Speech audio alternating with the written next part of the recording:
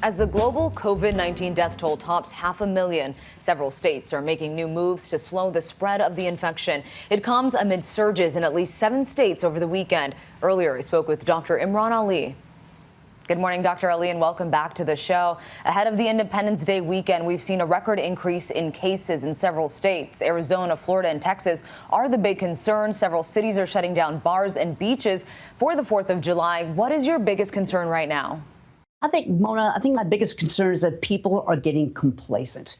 People have been under this lockdown for a long time, since March, and psychologically, it's putting a toll on a lot of us.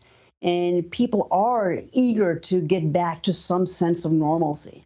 But we have to understand that the pandemic is not over yet, and we have still a ways to go before we can even begin to think of a vaccine. And that's why social distancing, no matter how difficult it may be, it's going to be here at least until December for a minimum.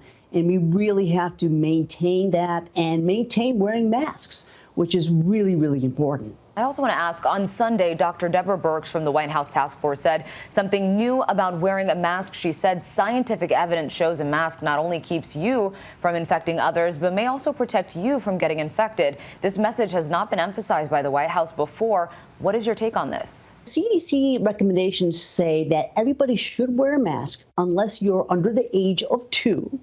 Or you have a cognitive disability, or you're unconscious and you're not able to take off the mask if you start to feel suffocated. And also if you have severe breathing disorders, such as an active asthma attack. But otherwise, it's very important. Now, there's several types of masks out there. Of course, we all seen the N95 masks, which are the most robust masks, which really put a tight seal around your mouth. These are used by healthcare providers, and these can be very suffocating in the hot heat. So if you do have asthma or you do have COPD, you wouldn't want to be wearing these kind of masks for an extended period of time. This is the KN95 masks. You will see it marked as KN95. These also are as effective as the N95, but they go around the ears, so you don't have a tight seal. Then you also have very fashionable masks, which you can buy almost in any outlet now.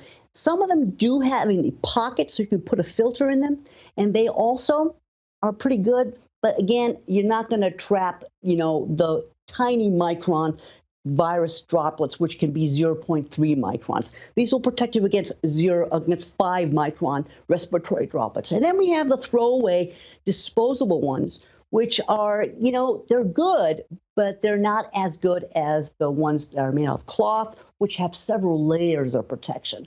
So there are a lot of masks out there, Mona, and, a lot of things to choose from. But whatever you do, I want to stress to the viewers out there that wearing a mask is all that we have right now, and we must do that.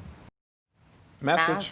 Masks and social distancing. That is still the message. Our thanks to Dr. Ali. I also talked to him about the Northeast and any new surges. What was interesting, he said, because this area was so hard hit back in March and April, that the region is better prepared to deal with any new surges, unlike some other areas of the country.